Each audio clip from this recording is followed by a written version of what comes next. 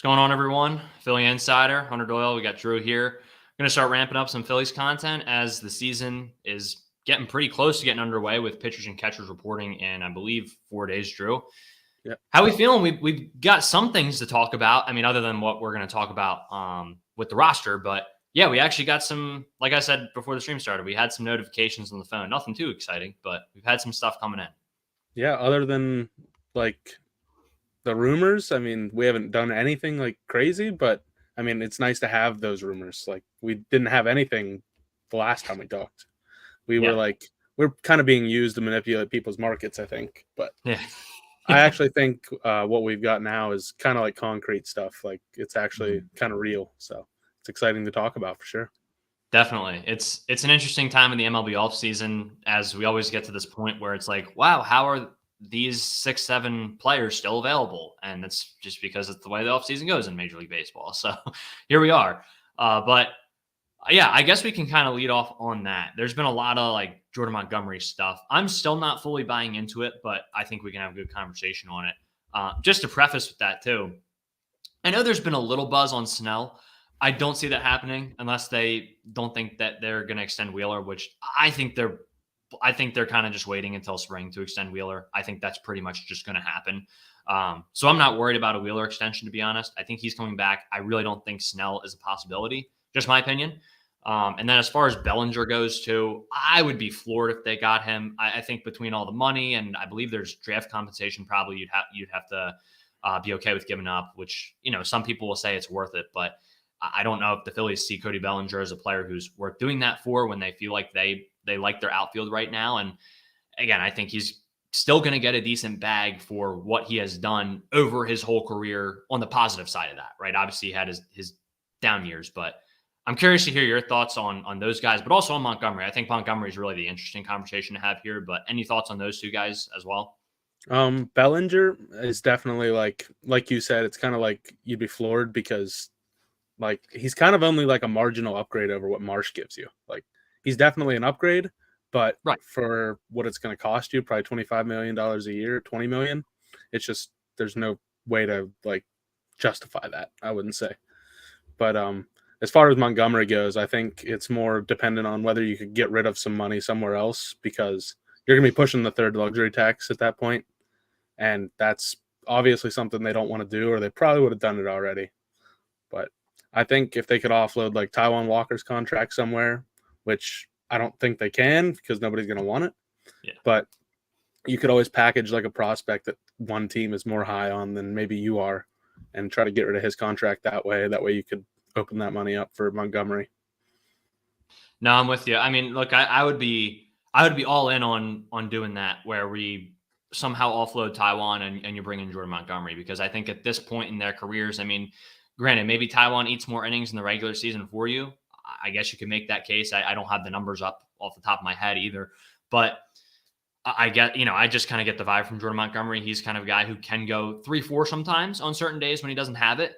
Whereas Walker, I think, obviously we've talked about this before. It's early struggles in the game, and then he settles in, and then he does usually eat 6 to 7 for you, and he gets you to the postseason just by doing that. And you need guys to do that throughout the year. But given what what they would both, or what they have, what the prices are kind of on them right now, what we're expecting Jordan Montgomery's price, like, yeah, I would totally be down to give a little bit more and replace Taijuan Walker with Jordan Montgomery. You'd still have some flexibility at the deadline for a bullpen arm or a bench bat if you want to or if you needed an outfield bat. I would definitely be down for it. I really think a big part of it is Boris trying to drum up interest. However, we have gotten some more notable reporters now continuing to report on Jordan Montgomery, such as Jim Salisbury and I believe Mark Feinstein also reported on this too. So a lot of people are kind of doubling down on that. And we did hear Dombrowski say on WIP that, he kind of hinted at maybe a Castellanos type signing that falls into their lap later in free agency. Again, I think that year was different because of the lockout. It's another conversation. But point being, I don't know, maybe there's not much of a market for Jordan Montgomery like we thought there would be, and maybe it does fall into their laps and they're able to move the Taijuan contract. On my side of it, I feel like, and I texted this to you, I feel like they would have moved the Taijuan contract at this point if they could have. I don't doubt that they explored that a little bit, but I think when they looked at the possible returns or just considered what he does bring to the table. And again, this comes from someone who's not really a big Taiwan guy. I think they just weighed the options and felt that it was best to just keep him around and have him in the rotation. So that's kind of where I stand on it. I don't know if you had anything else to kind of add on those rumors that we had recently. Yeah, I think the only team that I would think would make sense for like a Taiwan contract dump would be like maybe we take over the contract of like Kenley Jansen and trade Taiwan to the Sure. Red Sox, because I think they're going to be looking for somebody to give them innings after they traded Chris Sale. I'm not sure if they really had him in their plans, but I don't think their rotation's particularly deep. So I believe that might be a team that it would actually work for, but I don't think there's a whole lot of teams that are going to be looking to trade for Taiwan Walker. Yeah, right. And I think that's something that you maybe see happen if the Red Sox are one of the teams that doesn't end up with Montgomery too. I think that could very well see that maybe exploring some options. I don't know if Taiwan Walker, like you said, I don't know if that'll be an option they consider, but if they're looking to get out from under Jansen's contract, at that point, I don't know what is Jansen making right now. Do you have that off the top of your head? Yeah, I think $16 million a year. Okay, so it's basically an NBA contract where we're salary, an NBA trade where we're salary matching at this point. But I mean, hey, I'll go $2 million less for Jansen, get a reliever. Like I don't know how much I can expect out of him at this point in his career, but I would probably take on that contract much rather than Taiwan. How many years does he have left on that? Do you know? No, I can look really quick though. Okay, gotcha. Yeah, we can check on that, but because that actually is probably a pretty big factor too, since we got 3 more years of Taiwan, I believe. Yeah, Jensen is a free agent next year. So yeah, it's an expiring deal. So again, I can understand why the Phillies might not do that, just if they're not super high on Jansen right now at this point in his career. But and I'm sure some people will be thinking Craig Kimbrell all over again, potentially in the playoffs if Jansen is starting to phase out a little bit. I haven't watched him enough in the past year or so. Obviously, we both remember watching him years ago when he was pretty lights out. Not pretty lights out. That guy was electric when he was in his prime. But again, I don't know what he provides at this point in his career, but I don't know. Something like that might make sense. I would probably be cool with that, honestly. And yeah, I don't know. Anything else you wanted to touch on that? No, I think that's covering pretty much everything as far as those rumors go. Cool. Yeah, I know we've talked about Rojas for a while now, so we don't have to spend too much time on this. Right. Dombrowski did he said likely yes, definitively no, as far as whether Rojas is going to start in center field. And I would guess with Marsh being out for 3 to 4 weeks now, it's probably all but guaranteed you're going to see Johan Rojas start the year in center. And I think we've both come around to that idea from our conversations we've had. I think that the Phillies kind of came around to that idea after looking at the market. We've talked about that a number of times too. Any other thoughts on that you wanted to talk about? I think the Marsh story is kind of more the subject here that's a little surprising. I remember he crashed into that wall in August. I would guess that was what the surgery was from. I think we're all wondering why it took until now to get the surgery. And I think we'd all like to know more details, but there's really not any out there other than he got the surgery. So any thoughts on that too? I think I saw an article that actually kind of gave us a little more detail on it, actually. Okay. They said that it was like something that was in there for a long time and it eventually worked its way into like a joint or something like that. And it started causing him pain. I think it was just last week. So I don't think they really knew about it until a week ago. And they they took action pretty quickly, actually. So good. Okay. Well, that's good to know. Cause I honestly genuinely was looking and had no idea what was going on with that. So that is encouraging to hear. Unfortunate break for Brandon Marsh. Like that really sucks. Sometimes in the human body, like stuff will just pop up out of nowhere where you get back pain or something like that. It sucks. So I'm glad he got the surgery and that the positive side of that is, like you said, they jumped on it early and he is expected to be out there on opening day. So that honestly couldn't be better. I'm very excited about that. Also, there's been some MLB news as well, like some moves being made. Corbin Burns got traded. We didn't talk about that since the last time. I mean, look, good deal for the Orioles, I think. A rare trade with a draft pick in Major League Baseball sent. That was fun to see. Look, that's a team that it's going to be tough for some of the young guys to replicate the success they had as a team last year. But Burns certainly helps get you to probably above that 90 win mark again. Yeah. I think the Orioles, everybody was kind of underwhelmed with what they did this offseason up until about a week ago because all their rotation pieces were kind of They added, I believe, Kyle Gibson, and then 2 other innings eaters that aren't going to really give you quality innings. But Corbin Burns, I mean, you're adding one of the best pitchers in the league, so they're definitely getting serious over there in Baltimore. It's kind of scary. Yeah, it is. It is right down the highway or whatever it is from us. So kind of our American League team in a sense. But the only other thing I wanted to touch on, and we'll get to some comments and kind of get into the bench here too, was I know there's been a lot of, this seems more to me like fan rumor. I haven't seen a ton of reports on it. Emmanuel Clase.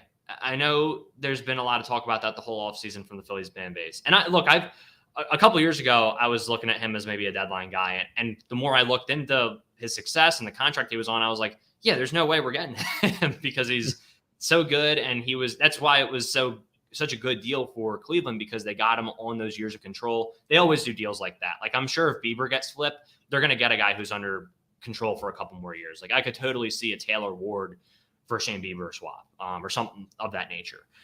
But I'm curious to hear your thoughts. I mean, I think he's a tremendous pitcher, but I don't think the Phillies value the closer position enough to where they would do that deal and give up the assets necessary there. Yeah, I think the Phillies I don't think there's a whole lot of teams that don't have a dedicated closer, but I think they're definitely one of the teams that does not want to have that. And they had it last year, and that guy got overworked and he melted down in the playoffs. So I think they enjoy having the freedom of not having a committed closer. And obviously the price for Clase would be absolutely massive. Like, you're going to be giving up like a Mick Abel or probably like even maybe an Andrew Painter, because I think he's under team control through 2028. So that's 4 years. Yeah, that's a long time. Mm-hmm. Yeah. And to do a deal like that for a guy who pitches one inning for you, I can understand why the Phillies have some pause in trying to make a deal like that. I'm sure they've talked about it, but you know how many deals there are that get talked about that don't happen. Like, I'm sure these guys are talking all the time. But as far as that goes too, I think you might even have to add in addition to one of those guys, like a Crawford in there too. I've heard that name mentioned a bunch of times, and I get it. People, I think there's a way that people view our prospects that is a little bit flawed, because a lot of them are like, well, he's not going to end up being anything anyway, so we should just ship him off. Well, for one, we obviously don't know that, especially Crawford. He's in single A. There is still time for him to develop some power. Two, you also don't want to sell low on a guy or sell at the wrong time either. It's not just about, what player they could become. It's about, using your assets wisely. And again, the third thing really being that it's a closer who's going to pitch one inning. I want a guy who's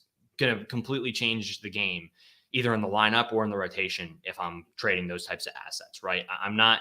It's kind of like the Sixers. Like, I was very upset about the Jaden Springer trade, because I would have rather packaged him in a deal for a bigger name at some point down the road. But again, that's a different situation, but that's kind of where I stand on the whole situation. I don't know if you had anything else to say on that, or if we should get into some comments here. We can hop into some comments. Cool. It looks like we got quite a few going here. So yeah, absolutely. Carter, welcome in. Good to see you in here. Jason says, how confident are you in Topper and this team with the fact that Dave did not make any moves except Nola, and now that the cable man Brandon Marsh is injured, my hopes for the 2024 team is not high. You want to tackle this one, Drew? Yeah, sure.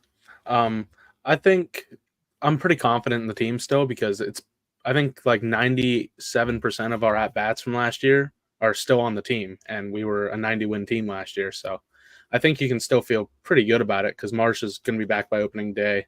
And as long as you feel okay about Rojas, you can pretty much feel the same way you did at the beginning of last year, because nothing has really changed.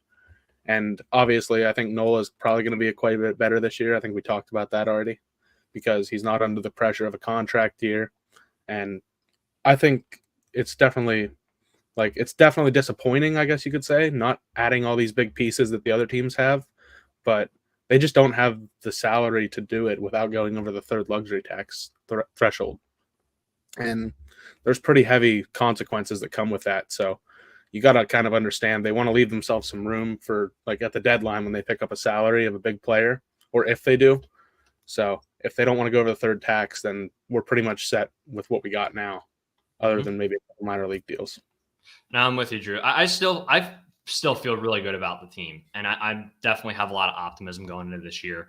I'm very curious to see what they do at the deadline and what they need to do at the deadline. Again, we talked about this last time. It really comes down to what Rojas, Kerkering, and Sanchez do for you, because those are three key guys who we have in the rotation, bullpen, and the lineup, who are expecting to produce at a pretty decent level this year. And if any of them do not do well, we will target someone at the deadline in those spots. And even if Kerkering does well, I think there's a good chance we still add a reliever at the deadline of decent caliber. And by leaving that room too, like the room you have right now, I still think it's around 20 million. I haven't checked recently with all the arbitration deals and all that, but around 20 million, you're going to be able to add someone who will impact this team at the deadline. And I think last year people were a little upset about the inactivity at the deadline, but we were more active in the offseason, adding a big contract in Trey and Walker and Strom too. Like last year was a much more busy offseason, and you added Soto. I forgot about that too, via trade.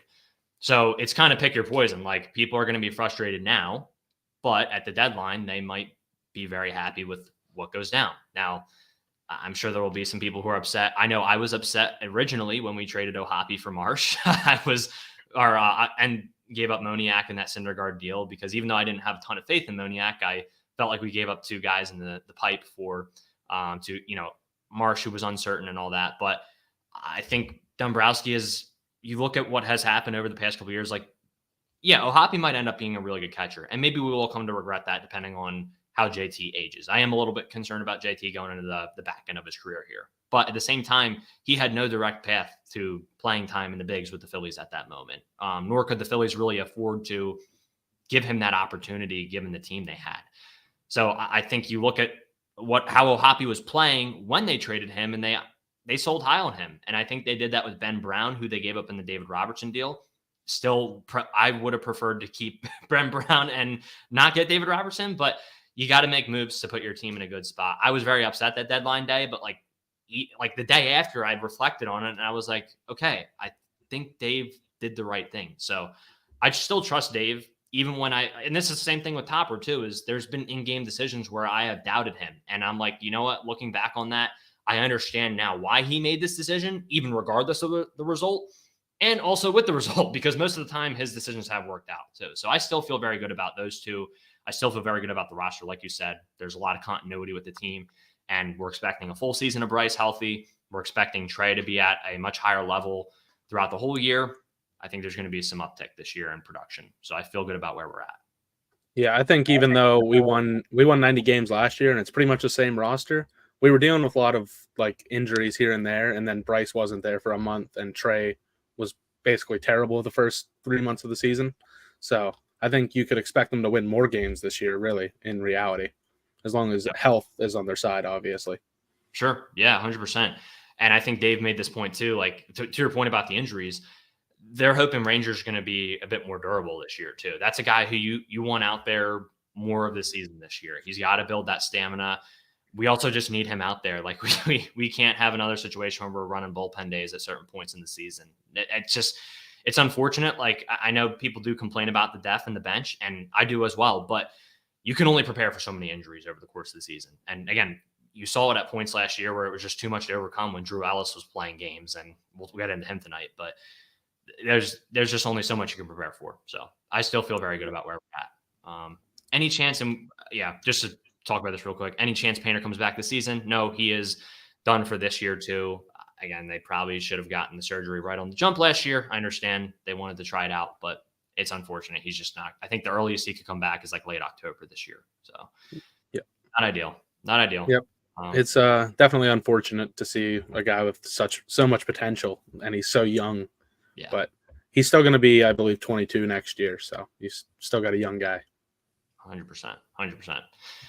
I think we will see, Jonathan says, I think we'll see Pache get a lot of playing time in spring training with Marsh being down. 100%. Yeah, you're definitely going to see Pache play a good bit. And we're going to talk about him tonight too.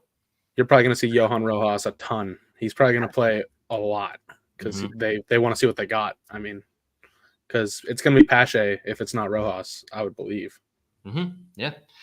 Yeah, no, I'm with you on that, and you're gonna see a lot of Wes Wilson, I'm sure too, which that'll be fun. David says, and Dalton Guthrie. Yeah. Oh, is he? I think we ended up getting rid of him last year, right? Oh, did we? Yeah, I believe we waived him at one point last year off the 40. Okay. So, yeah. Okay. David says, hello, Hunter and Drew. Jason, it's not Thompson's decision for roster moves. Very fair. Dombrowski and Middleton make all the moves. I still have a feeling the Phillies will get either Bellinger or Montgomery. Yeah, we were just talking about that, David. So if we rewind like 10 minutes or so, we were just having that conversation. So hopefully that fills you in on what our thoughts are on that. And then, yeah, fills them in on Painter. Jonathan says the Phils haven't had the best luck with closers. Yeah, that is also very true. we haven't necessarily struck gold with closing pitchers in recent years, or tried to at the same time. But yeah, it seems like they got a formula that they got going right now that they really like, kind of using everybody all around. Right. Biggest spots in the game, Alvarado's in there. I mean, whether it's 7th, 8th, 9th inning, doesn't really seem like it matters to them. Right. He is essentially your closer, even if not by definition. I feel like it always just winds up to where the middle of the order comes up in the 7th or 8th, and you're putting Alvarado in there. And there's going to be postseason games where they ask him to go through the first 5 of the order and just get 5 outs. And that's just how important he is. So people want a closer. I get it. You do need a guy to get 3 outs in the 9th, but when you have a guy like Alvarado who's going to do most of the work for you and just kind of set up to that 9th, there's a number of guys who can do that role in the 9th against spot of the order. Kimbrel, unfortunately, was not able to do it, but it's another conversation for another time that we already had actually in our last episode. But I say we get into the bench here a little bit. Not going to be a super extensive conversation. The next one will be as we talk about the lineup. I'm sure there's going to be a lot to talk about during that one. But where do you want to start on this bench? Do you want to start with the backup catcher, the infielders, the outfielders? Where do you want to go first? I think backup catcher is a good place to start because it's short and simple. Yeah, it is. I believe that if Stubbs doesn't play better this year, and he needs to because he was actually terrible last year, but he gets hidden so much from playing time. I think he only played like 30 games last year, which it doesn't really matter what you do at that point, but you need to be better than what he was. I believe he only hit in the low 200s or high 100s. Correct, 204. So, yeah, and I believe the year before in 2022, he hit like almost 300. It was like 270 or something like that. Right. But, I mean, now that JT's winding into the back half of his contract and career here, it's definitely important for Stubbs to step up his game a little bit because he's going to be an important piece, especially if JT gets hurt, which he hasn't the last 2 years. So you always got that chance. Right. I'm with you. And, Garrett Stubbs, he'll be 31 in May, which is weird. He's still in his arbitration years too. I guess he's a late bloomer. I think the biggest thing with him is like he still costs less than $1 million. Backup catchers are hard to come by. Considering the price, you'll take what he gives you at that price. And given that he has a really good arm too, and he can drag bunt to get on base a few times. He is definitely one of the best bunters I've watched in my lifetime. So shout out him for that. But like you said, he was downright terrible at the plate last year, and he only played 41 games, so it didn't matter a ton. And you just kind of need, like a starting pitcher, you kind of just need an innings eater at backup catcher. But you would like a little more productivity than a sub 600 OPS. That is not a product we want to put out in the field, even as a backup catcher. And he was very good the year before. I believe he was, speaking of OPS, I believe he was over an 800 OPS, and I think he was around 268 or something like that on the year. He had some the hits, the home runs and the hits he had felt like they came in significant spots too. I know he had the 3-run walk-off against the Marlins. You don't win that game, who knows what happens in that season. Every win really did matter that year, and it does every year, but that year especially because we didn't clinch until the second to last game of the season, I believe, or third to last. Yeah. So I would like if he could get back to something similar to that. He doesn't have to do exactly that. If he hits 240, I'm not going to have a huge problem with him. And like you said, I think the biggest thing is JT's going into the back half of his career here. So if he doesn't perform better, they should really look into another option who can give you some actual productivity and keep JT off his feet for maybe 50 games a year. If you need those extra 10, I think they should look into that at this point anyway, but I get it. Stubbs is low cost. I think the biggest thing that I was frustrated with Stubbs from last year was the comment he made when we were up 2-0 in the series. Like, you just can't do that as a backup catcher. You have to know your role. Especially the chief vibes officer. That's not going to fly, man. You can't say we're going to jump in the pool when we're up 2-0. And then the Diamondbacks manager said that's what gave him fuel to win the series. That's a terrible look. So hopefully he's reflected on that. Hopefully the media who were interviewed him, I don't know why. Hopefully the media who interviewed him realizes, maybe we shouldn't be interviewing the backup catcher who is not playing in the playoffs at all. And risking the Phillies' downfall here. So that's kind of the last thing I have on him. But in all seriousness, though, I think he's fine, but they should absolutely be looking for an upgrade at some point down the line. Yeah. With that, yeah, go for it. And they also have what seems to be a really good catcher coming through the system here. I think his name's Eduardo Tate or Tahit. I don't know how exactly you say it, but he looks very promising. So that's something to be excited for the future. But it doesn't seem like he's going to be here until at least 2026. I think he's still going to be in rookie ball this year. So yeah, and that's at the very earliest too. So who knows what's going to happen? Maybe he has I think it's Ethan Salas on the Padres or Salas. I don't know how to say his name. He's like almost already ready for the big leagues, and he was 17 last year or something like that. So maybe we have something with that with Eduardo. That would be awesome. But yeah, definitely something to be excited about. With that said, speaking of upgrades, I do want to get to this guy next and kind of work our way up to some of the more positive guys, and then we'll talk about some of the other guys too. But I think you know how I feel about Jay Cave, evidenced by our conversation on Nick Maton via text last week, which was entertaining.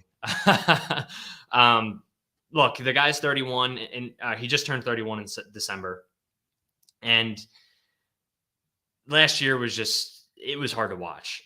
It wasn't the worst of the bunch, like of bench players in the big leagues I've ever seen. But for the team, the state they're in right now, like if someone goes down, you don't want him to be one of the guys who's filling at bats. I just don't think that can happen. Granted, he's making $1 million. It's not really a major deal that's hampering you in any way, but I would love to upgrade for a few million for, say, an Eddie Rosario. If he didn't feel like he had any guaranteed at bats elsewhere, if he didn't feel like it was worth it and he just wanted to win and be a bench bat, I would love getting an Eddie Rosario for this team. I don't know how likely that is because he could probably still play more at bats somewhere else than in Philadelphia. That being said, look, with Jay Cave, I just think he's ideally a quad A guy. I really don't think he's a major league like full-time bench player, and he got a lot of at-bats last year. Like he really did over the course of the season. He came up, I think he started on the year on the roster, got sent down, came back up, and he had a 620 OPS and he hit 212. Now granted, he did hit the 5 bombs. He did have 8 doubles in that span. Like he did have some pop, and I think that's why he's there is he's a left-handed bat who does provide some pop, and I understand that. But that's really the only reason he is on the roster. Defensively, I think he's fine. I really have no issues with him there. He made some plays in AAA. He covered some ground in the big leagues in left field. I really don't have any issues with him out, playing the field. He's pretty standard out there. I would say maybe even above average defensively. But I think even if it's not Eddie Rosario, I think there's got to be an upgrade out there that you could find. I really think there's an upgrade. And I don't know if Jurickson Profar is necessarily the upgrade. He might be someone I would sneakily take over Whit Merrifield. I say that because the batting average is a big point of emphasis with him. But while Profar doesn't hit for average, he does put the ball in play, and he does have a really good eye. So something like that, maybe. I don't know. I don't know if that would necessarily be a massive upgrade over Jake Cave necessarily. You don't get the same pop with Profar that you probably get with Cave, but point being, the options are slim here. And I would like to move on from Jake Cave. I hope he's not on the roster at the end of the year. He really frustrates me, but I do understand why he is on the roster as much as it aggravates me. Yeah, he is prime Barry Bonds when he's in the minor leagues, though. He was hitting well last year. That's true. But other than that, he's not good. I mean, there's just really no soft way to put it. He's just a disappointment whenever he's in the major leagues, but he does provide that, like you said, the left-handed pop, which is something you don't find at bench bats every single day. But when you're only hitting, what you say, 212, that's pretty unacceptable. I mean, when you're getting, he probably got, 200, 300 at-bats last year? Yeah, he had 203 plate appearances. Yep. It was more than he should have gotten because he probably wouldn't have gotten that on a lot of other teams. And we actually had pretty good outfield health last year, other than I think Marsh went on the IL once or something like that. Yeah, that was the knee thing in August. Yeah, okay. But I think, like, I believe it was Dombrowski that said it. They have been trying to sign bench guys, but they're being honest with them. They can't guarantee them playing time. Yeah. And a lot of guys, that just turns them away pretty much immediately. So they said it's been pretty difficult to find guys. So right. I think we're probably going to be stuck with Jake Cave for a little bit, unfortunately. But I would certainly hope not. So that's kind of where I'm at with that. Right. Yeah. And I know we talked about Robbie Grossman before, but he does hit better from the right side of the plate. So if you're trying to get a left-handed guy, that's the issue there. And yeah, it's funny. It's kind of shifted from earlier in the offseason when we didn't think Rojas was necessarily not that he's guaranteed it now, but we didn't think Rojas was really the guy for the outfield spotter. We thought they might start him in AAA. We were looking mostly at right-handed bats during the offseason. Now it's kind of shifted, for me at least, to, all right, what left-handed bats are available that can maybe be that guy off the bench? Because Stubbs is your only other left-handed bench bat that you're going into this year with. Like, you're not using him as your left-handed bat off the bench if you need it at that point. Like, that's just if he's hitting in an important situation, something went terribly wrong. Yeah. Right. Great way to put it. It's a great way to put it. But that's all I got on Cave too. I would like to move on, or should we move on to? Yeah, I think we should move on to the two guys who we know are like pretty much definitively going to be on the bench this year too. If you're cool with that. So yeah, that's fine. I say we start with Sosa just because I think he probably has the most solidified role out of the last two between him and Pache. What are your thoughts on his past season, and what do you kind of expect this upcoming season? I mean, I think he's fine for what he is. He plays enough that he hits enough for how much he plays is a good way to put it. But I think his defense really helps him out. He's actually a pretty good defender. Yeah. And I think he has some offensive upside that we really haven't seen from him yet. Like he swings and misses a ton. He swings at everything, really. I think he has the highest swing rate of pretty much any player in the major leagues. But I think he's fine. I don't think they're going to upgrade him, obviously. He's probably one of the better utility men around as far as like versatility and how well they hit. So I'm with you on that. I really like Sosa. I liked the deal they got him on. That deal has already worked out so well for us. Jojo Romero was unfortunately not going to pitch for us after the injury happened. He was fun during the COVID year, smashing the Red Bull can on his arm. But you made a move for a guy who has really been a good influence on this team's production offensively when he's been on his game. And again, he's not anything crazy. He's probably going to hit around 250 for you. But like you said, I think there is some untapped potential there. Yeah, to your point about the swings and misses. Yeah, I think he walked 8 times last year in the entire season, and he had 300 plate appearances. So that comes out to about a 3% walk rate, unfortunately. Actually, not even. That's just who he is. He is going to swing a lot.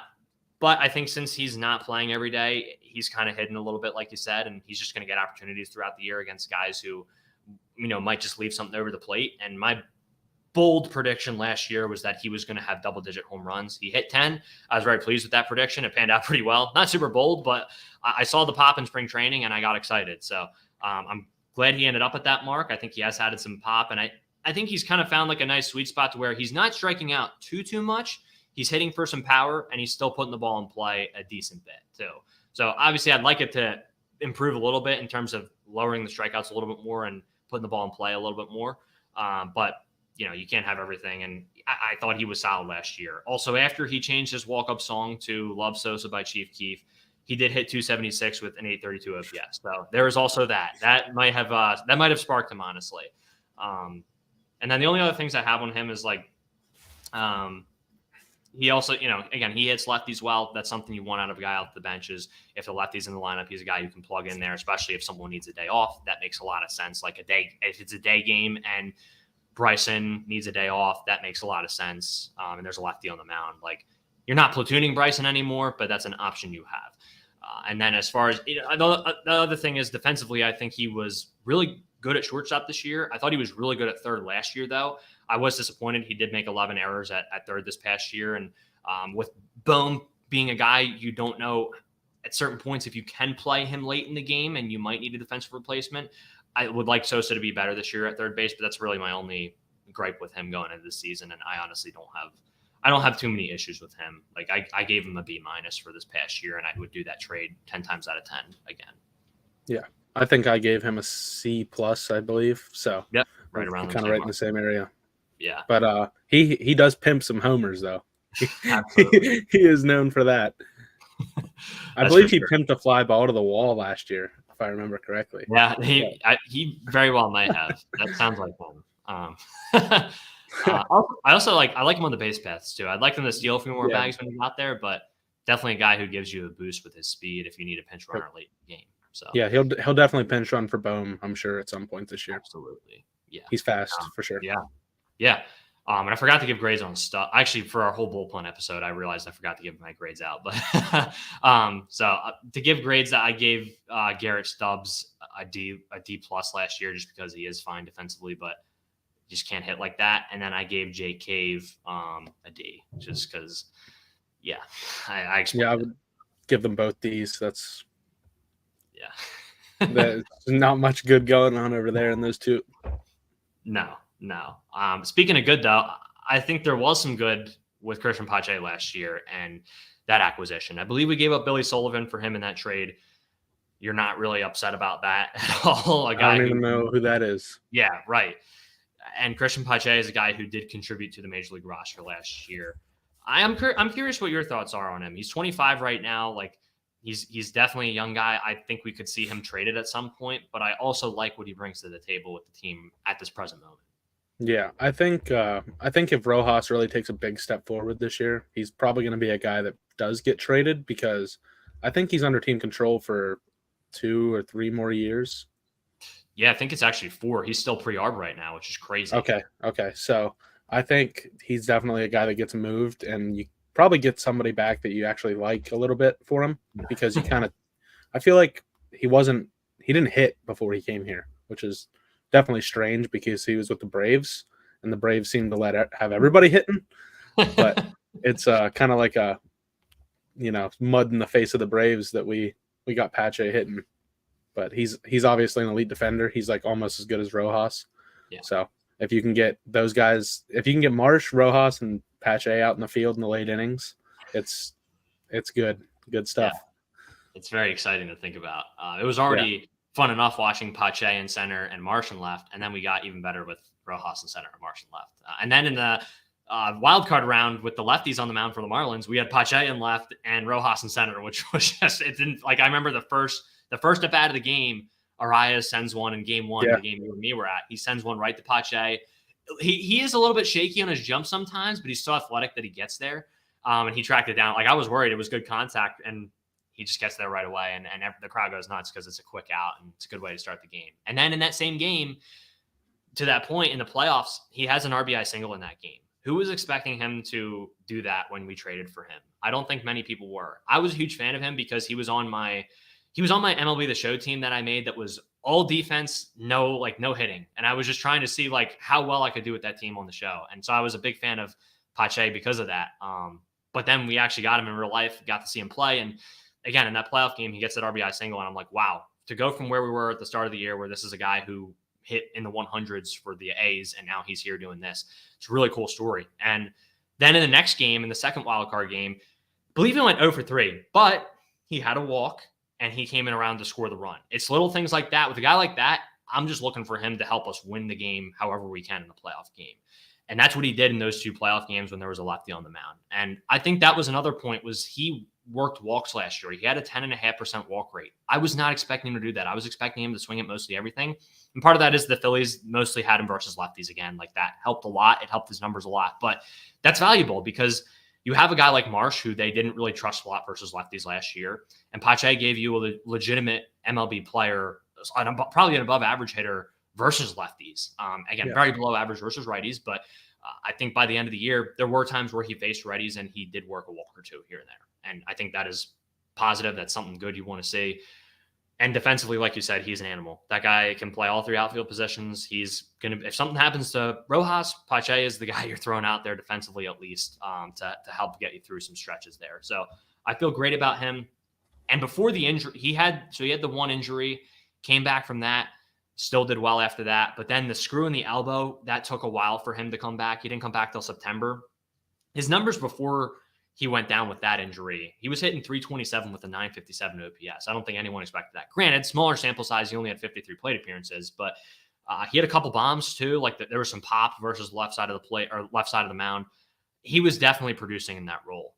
In September, he really fell off just when he came back. It took him a while, but then like we talked about in the playoff game, that's the regular season. He puts that behind him and he produces in that role. So I feel good about him. I'm excited to see him hopefully get a full season under his belt, not have those injury struggles. The screw in the elbow seems really fluky. So I'm excited to see what he does this year. I'm excited to watch him play some defense too and hit versus lefties again.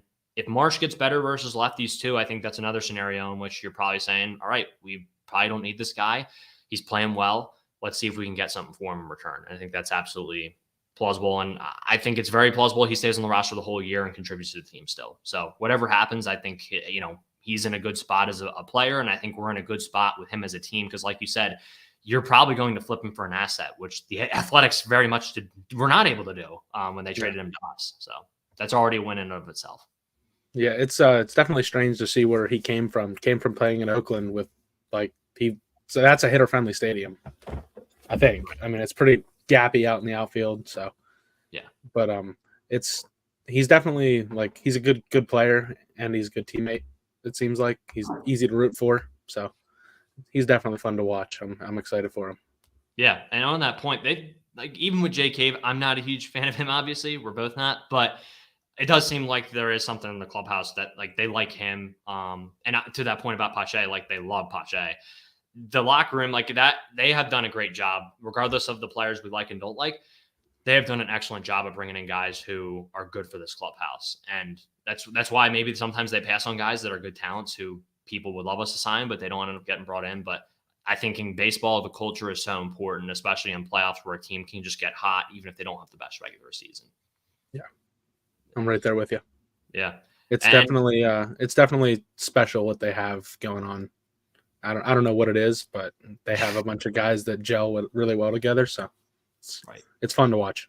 Yeah, no, I love it. And looking at the rest of this bench here, we've kind of gone over the guys who I think we expect to be on the roster this year or have a shot to be on the roster or a really good chance to be on the roster. Maybe Jay Cave doesn't get a spot because they had someone. I don't know. But it looks like those 4 guys I think are probably going to be your 4 on the bench to start the season. That is my expectation. But there are some guys who might have a shot. I do want to talk about Cody Clemens because he is the guy who played the most out of those guys this past season. And I'm not going to lie. I'm just not the biggest fan of him. I just don't see it, unfortunately. He seems like another guy. I'm sure if he was up here the whole season, I'm sure he would be a clubhouse guy too. He just strikes me as that type of guy. I feel like they do like him. And he did make some plays last year. He had that stretch where he had 3 home runs in a few games in a row. He had the foul home run versus Arizona in the regular season that literally we were so close to coming back from down, I think an 8-run deficit, something like that. And I remember I was at a game where there was a baseball it was an overcast day. It felt like it was up in the air forever. And somehow he tracks it down and makes this incredible catch, kind of lunges forward and makes the play. So he had some moments last year. I just think he strikes out a lot. I don't think he necessarily picks up pitches well. I think he's a good AAA player. He's versatile. He can play spots for you. He can fill, again, another guy, he can fill at bats for you during the season if you need to. But ideally, he is nowhere near the major league roster by the time the playoffs come around. I'm just going to keep it plain and simple on him. I don't really have much to say. There's a nice little addition in the Soto trade to get a guy who, you get some infield depth, but I wouldn't be surprised if he's not on the 40-man in a year or two just because they want to go in a different direction. Yeah, I think you kind of hit it on the head. He's versatile, and I believe he still has a few minor league options left. So that definitely adds some value to him for the Phillies in specific because they have a lot of guys that do not have options that are still in their arbitration years. Yes, I'm with you on that. Yeah, I don't have too much else to add on him. Yeah, he kind of is what he is. He swings and misses a lot. Right. He's kind of like a left-handed Edmundo Sosa, if you kind of want to look at it that way. But sure, he's not near as good on defense, and he is versatile, but he's not a great defender. So yeah, and like we talked about earlier, Edmundo's definitely been hitting well enough to stick around at the major league level. And like you said, he doesn't Edmundo's a guy. He doesn't have any options, but he's earned his spot at this point. So he's not going anywhere. Right. I do want to talk about a couple other infielders too. I think on that note, speaking of infield depth, we'll talk about Derek Hall in a minute, but I think kind of on that topic of guys like Sosa and Clemens, I think Rodolfo Castro would be a good guy to talk about next. Traded for him midseason last year. I was waiting anxiously at the deadline, hoping we were going to add a outfield bat. We did not. And I got the notification right before the deadline buzzer that we've traded for Rodolfo Castro, which was not the most exciting news to hear, but I kind of tried to get myself excited about it since it was the last move we made. And similar to the Sosa deal, I don't know, maybe Bailey Falter does end up being good for the Pirates, but I would still go back and do that trade 10 times out of 10 right now because you traded a guy who really wasn't going to do much for your organization, didn't have a spot in the organization really, was just kind of deaf at best. And even at that, like he had really taken a downturn before he got sent down, and then he got sent down and he wasn't really even pitching that well in AAA for us. I don't know how he's done with Pittsburgh, to be honest, but you get a guy in Rodolfo Castro who had a minor league option left. You used that at the end of the year when you were able to. He is probably going to start this year in AAA. He hits well versus lefties. He's got some pop versus lefties. Similar situation to Pache. Like he really is only a major league hitter versus lefties. That's kind of what I have on him. I don't see him necessarily being a guy who comes up and plays much outside of maybe a few stretches where there's an injury. I think that's the situation he would come up, and I guess it would kind of depend on whether they want a lefty or righty between him and Cody, right? I think that would be pretty much the extent of the conversation. I don't have a ton on him, to be honest, man. That's just kind of where I am with him. And yeah, he's versatile. He can play multiple positions, but I don't think he's really like a notable defender at any spot either. Right. And he switch hits. Forgot about that too. Yeah. Yep. Yeah. But I think he is more successful from the right side, I believe. Correct. Yeah. Yeah. But they went to great lengths last year and kept him on the roster to the very end. And they preserved his one option that he has left. So if he has to come up at any point this year, then I believe he has to stay up, or they have to DFA him. So correct. It was definitely tough to watch last year because he was terrible with us. He didn't hit anything. I think he had like 2 hits, and he had like 60 at bats or something like that. I don't remember exactly what it was, but he was pretty brutal. But I think like you said, he's going to be in the minor leagues pretty much this whole year. So unless something crazy happens where like Sosa's out for the year or something, he's definitely going to be the guy to replace him, I would say, because of his defensive versatility. Because I don't believe Cody Clemens can play shortstop or second base. Yeah, I'm not 100% sure. I think he probably could, but you'd probably take Rodolfo over there. But again, I guess at that point, it's you probably don't want to be having that conversation. But if you're at that point, but point being, I think actually going back to Clemens a little bit is I think you're probably going to see him playing corner outfield positions in spring training. I agree. Because Bryce Harper's playing first base. I don't think Cody Clemens is going to be taking any at bats away from Bryce Harper. So. Yeah, no, I agree. I think that's a good point, actually. I didn't even think about that. I believe he has played a little corner outfield, not a ton, to your point. So I think that, if you're a guy like that, even if you haven't played there, you're going to have to learn how to play there on the fly. Yep. Like he's athletic. So yeah, he is. He can move around. And with Rodolfo too, like it almost felt like the one thing I will say about that trade is I almost, looking back on how that panned out, would have rather just called Weston Wilson up and just called it a day and just let him play out the rest of the season, because he showed more to me. And again, small sample size, he showed more to me in his 16 at bats with the Phillies, or 16 plate appearances, whatever it was, than I saw with Rodolfo Castro in his 60 or whatever it was. And we waited 21 days for him to get his first hit, which was an infield single down the left field line, or the third base line. It was just kind of a dribbler. I just didn't see it with Rodolfo last year. I think you can come. I believe Junior Marte did this a number of times last year. I think if there's an injury, you can come up without having to use that minor league option and going back down. Okay. So then he'll definitely see the major leagues this year. Yeah, I assume at that point. I think that helps. But yeah, like I said, it kind of just depends on whether they need a lefty or righty up, what the situation is. I don't know. But I guess we should kind of transition into Wes Wilson on that note. Didn't play a ton for us last year. Like I said, not a lot of plate appearances, but I was actually pretty impressed with him, like I said, in the short time he had. And he had a good year in AAA. Any thoughts on him? I think, like you said, it's kind of like if you're going back, you might want to just call him up and use him instead of trading for Castro. But, I mean, you didn't really give up anything to get Castro, so I guess It's never bad to have that extra guy.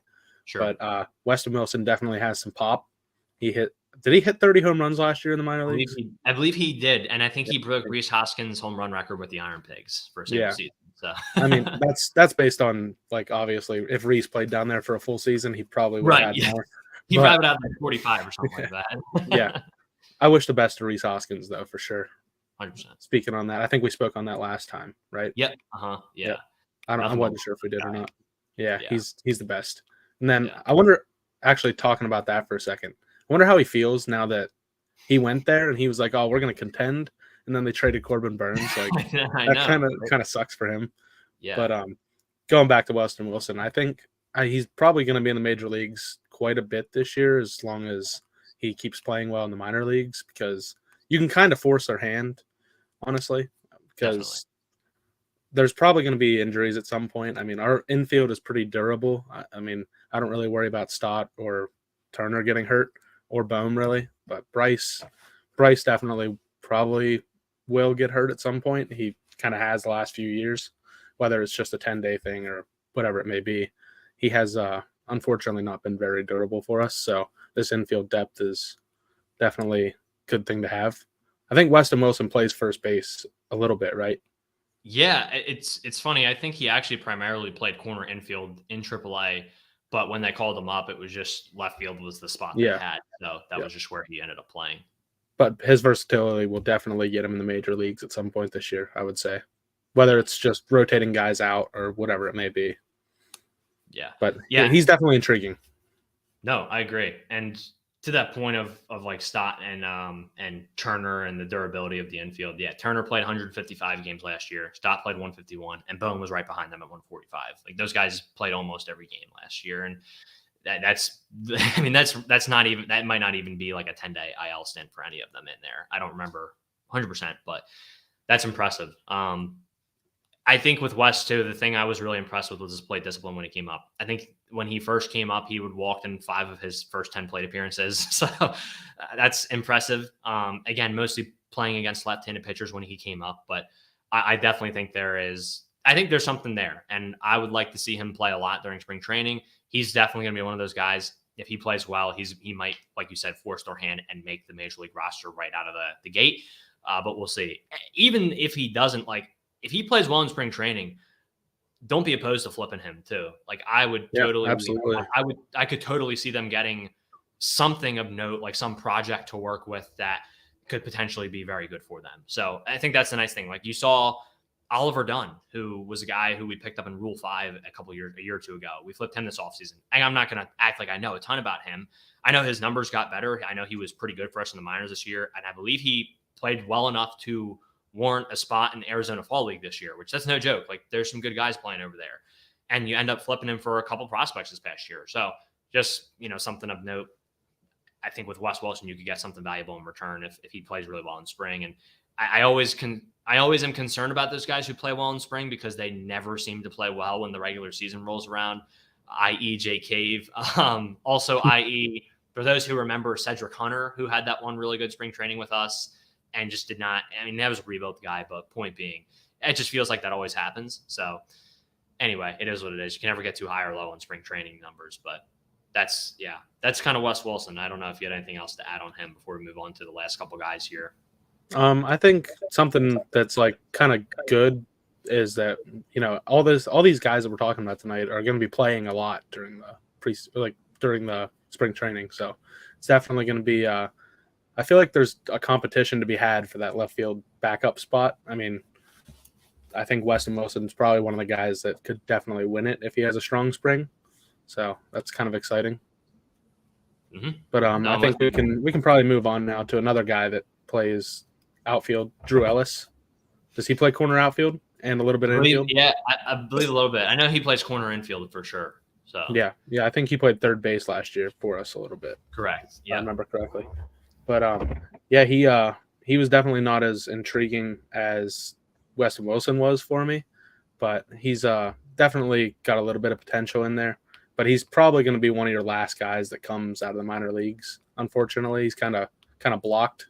There's a lot of infield depth ahead of him. But I mean, if anybody on this list could have a good spring training and be on the roster coming out, so. Right. No, he's definitely going to be another guy who plays a lot in spring training. And yeah, I don't have too much on him. I know he had some flashes in AAA last year. He had the one game where he went 3 for 3 with 2 home runs and 3 RBIs with us. So there's the Drew Ellis game. Yes, sir. Yeah. Where were you when Drew Ellis saved the season? We all remember that. But look, I was looking back on that game and I was like, you know what? Every win matters. And even if he just contributed to the one win and then did nothing else after that, so be it. That's a production we were not expecting to get out of him this past year. So you take what you can get, and maybe at some point this year, a bunch of guys go down again, and he does that in one game again. I don't know, but there is that potential that he has that pop to where there is that potential that he could hit a home run if he comes up and there's not really a scouting report on him.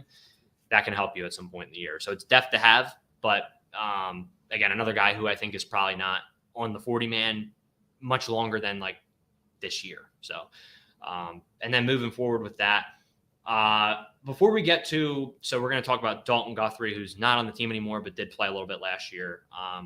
I think we'll both have some thoughts on him. And then Diego Castillo, who we just picked up. I'm not sure if we'll have too much to talk about with him, but I have a few points. But I think we should talk about Derek Hall, who is in the building. A lot of talk about him going into last year after the Hoskins injury.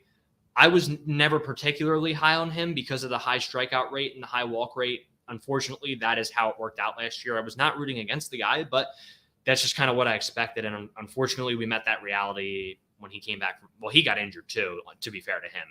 But I think it's he can't hit the breaking ball well enough. Like I said, he strikes out a lot, doesn't have a great eye. The power is awesome. Like when he does connect with the ball, it's going probably 500 feet, and that is special. And I love it. And I think he is a player for some other team that could use a first baseman or a DH in their lineup that's not particularly contending. I think he would very much fit that role there if you want to give him a shot. But I just don't see like much room for him here anymore. I don't mind having him as depth if they want to keep him down there. I don't think it's bad to have a power bat like that and have a guy you can bring off your bench who can hit a home run at any point in the game.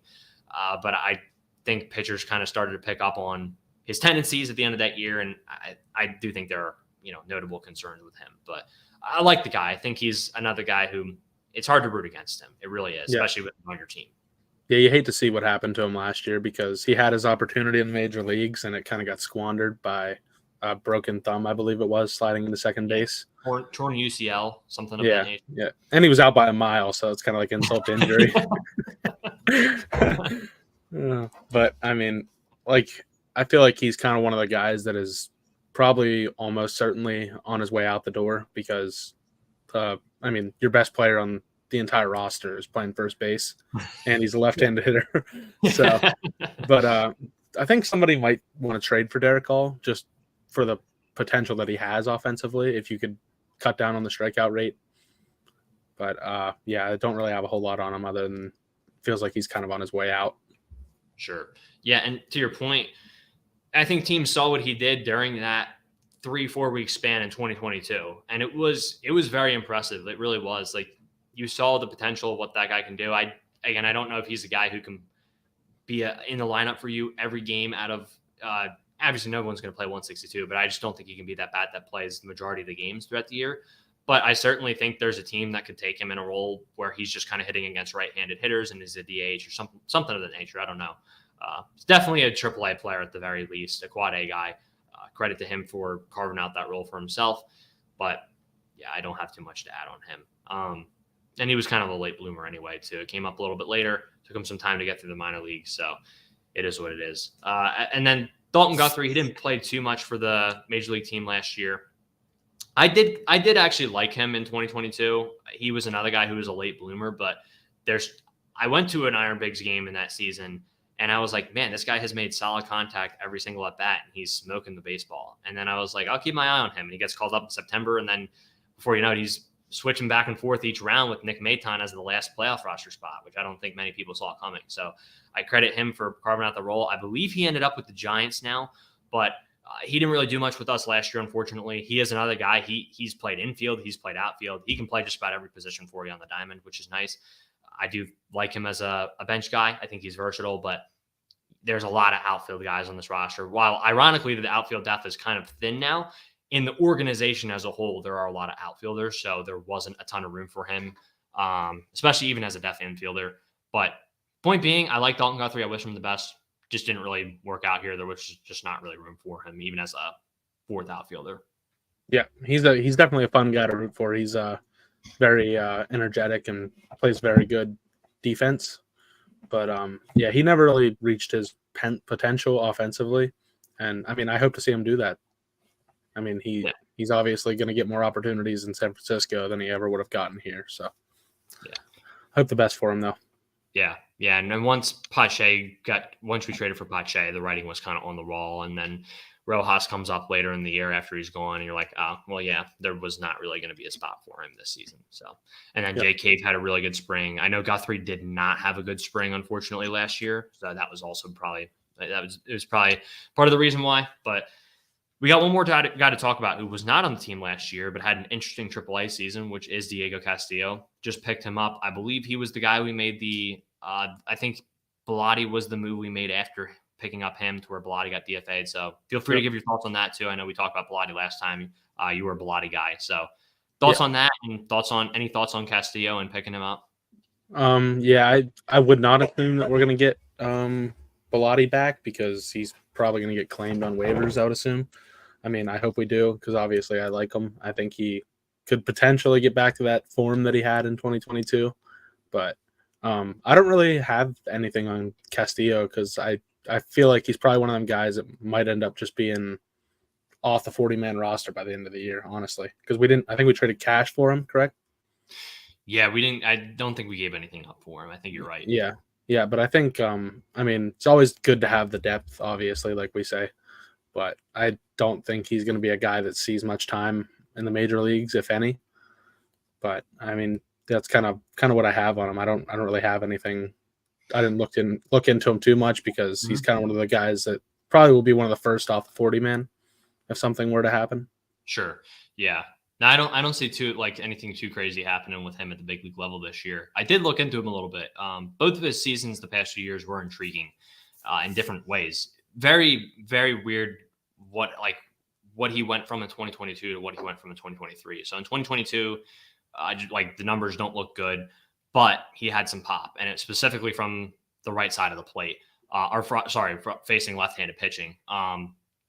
Very similar to some of the other guys we picked up. Like he might, in that sense, he might give you what you thought you were going to get from Castro, which was some productivity versus left-handed pitching and some infield versatility, and maybe, like I said, even some pop from Castillo in that sense. So they see him as an upgrade there.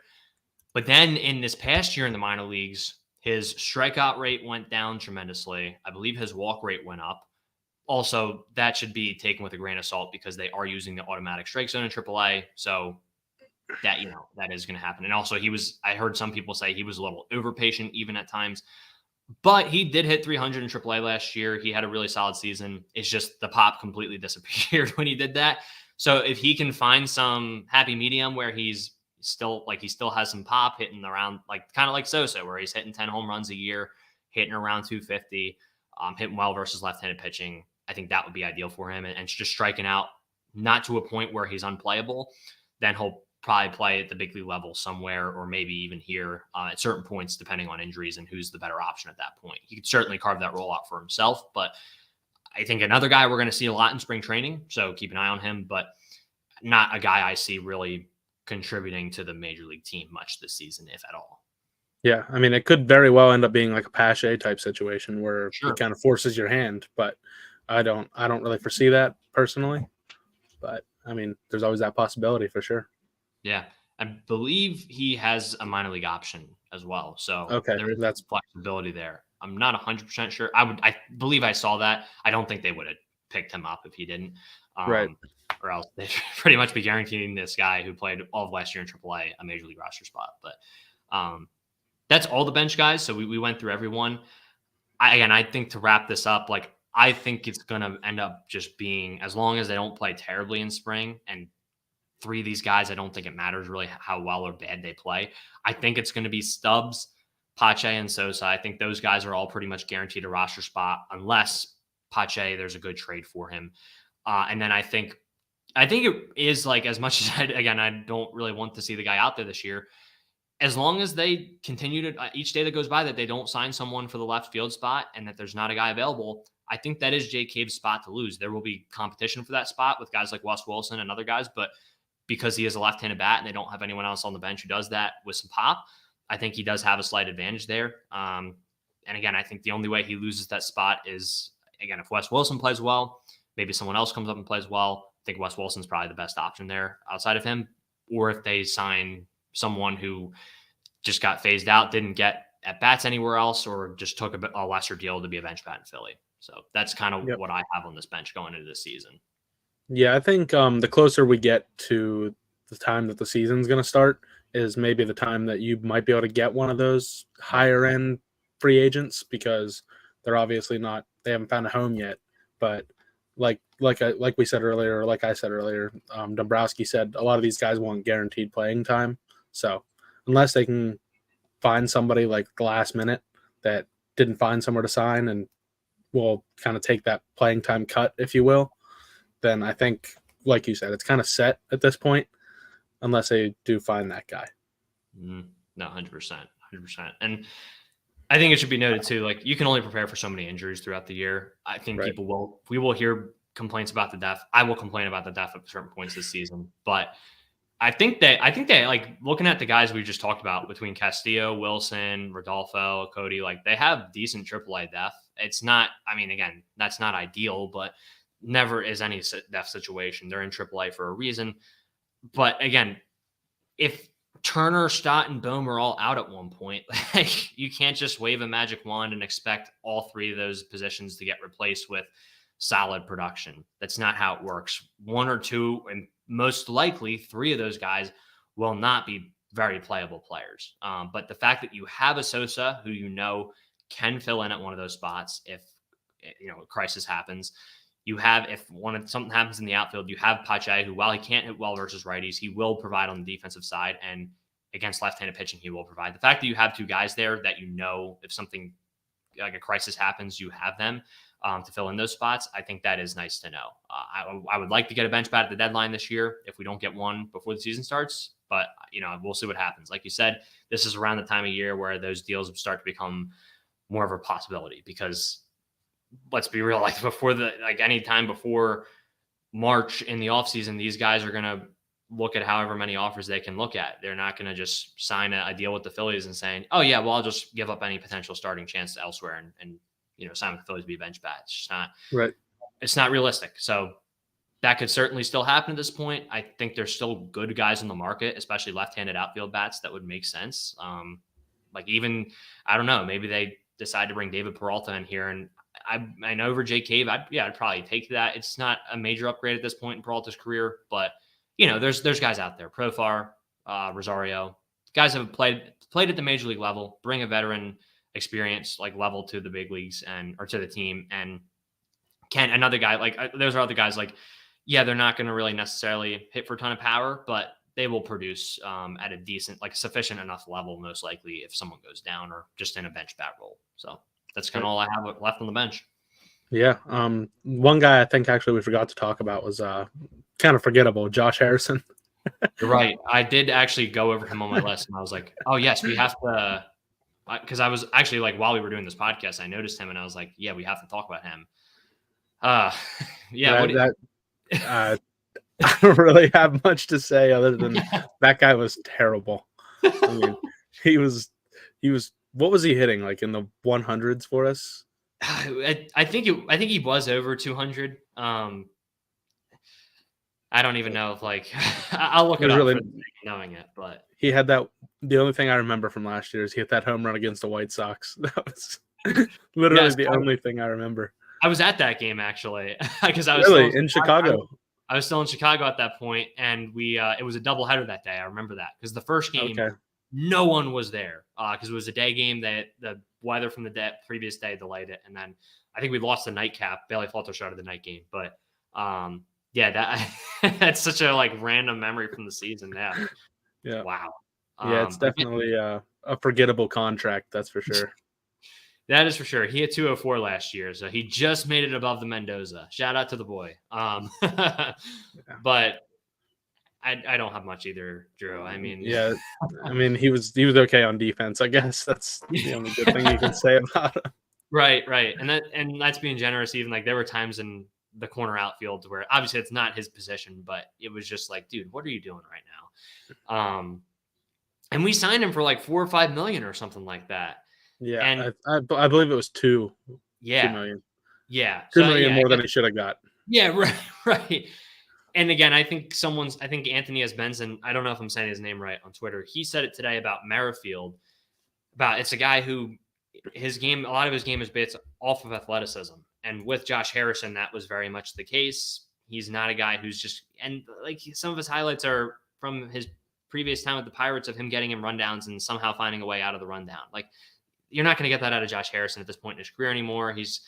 We saw the warning signs from the past couple years, but you just kind of hoped he could provide for you. But I never really liked the signing, to be quite honest, just because I actually did like it when we made it, because I was like, oh, veteran move. If Sosa doesn't pan out this year, like over a full season, that's fine.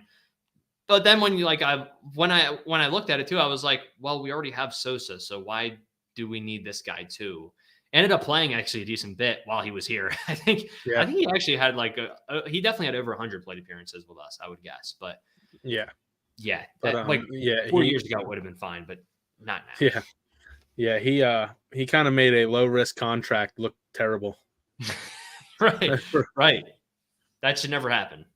No, it is what it is. I mean, it was only $2 million. I mean, it didn't really affect us at all. So not as bad as Familia getting signed for $7 million, and Didi Gregorius we also had to DFA him that year, and we had to DFA Herrera that year. Like, those were much bigger deals that were a bit more annoying on top of the bad performance, also annoying to have to do that. But especially Familia, I was done with that guy by the time he got DFA'd. I was very much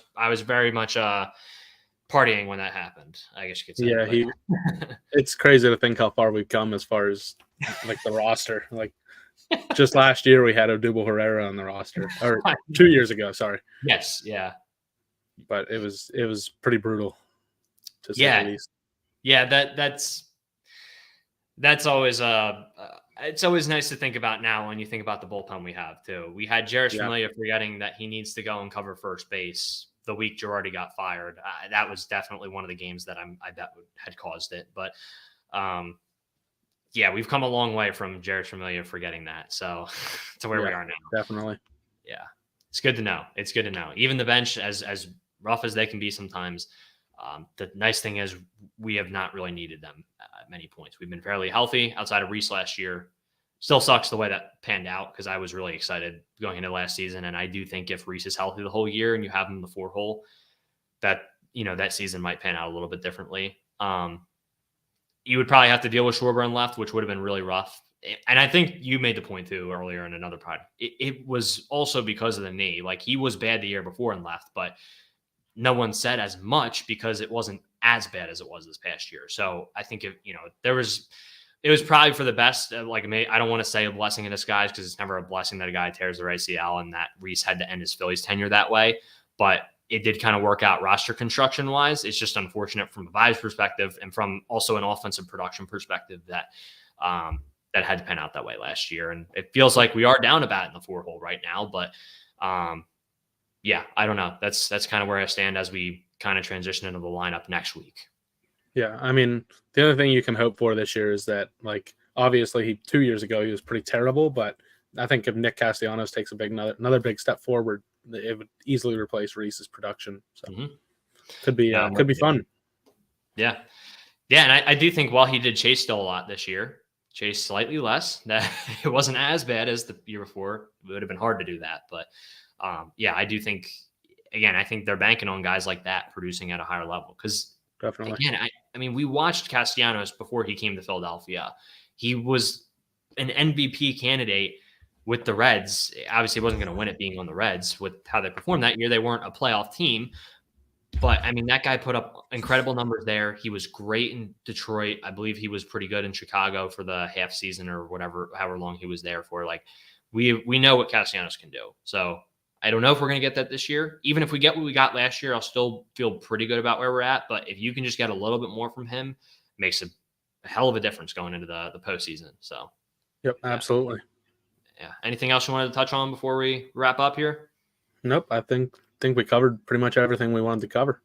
Yeah. And like I said at the start, we're going to ramp up Phillies podcast a little bit more now with spring training. We, are going to have, I'm sure, some news coming out. We'll have some games to talk about, which will be fun. I don't know if the games will necessarily be fun, but we will have actual player performance to look at and evaluate, which will be a good time. And yeah, I'm looking forward to that, Drew. So Yep, me too. yeah, hopefully getting to some weekly stuff. And then as the season goes on, there will be stuff throughout the weeks, probably multiple times, especially when there's a big game. We'll be reacting to it post game. That's always fun. There's always sometimes not the most happy streams, but can be anger filled, but they're going to be a good time. So I'm really looking forward to this year. I know Drew is too. And anything you want to say before we sign off? Nope, I think you covered pretty much everything. Awesome. If you guys want to keep up, figure out when we're going to go live or whatever, we're going to try to keep it updated on the Twitter and the Instagram or whatever it may be. So go ahead and go give us a follow over there. Yep. Yeah. And on the community tab, you can always find when we're live, always posting that. And yeah, it's going to be a fun one. I'm already ready for the trade deadline and the playoffs, but it's about the journey to get there. So we're excited for it. But thank you guys for watching. And if you were listening, thank you for listening. We appreciate it. God bless y'all. And we will see you guys next time. Peace. Have a good one.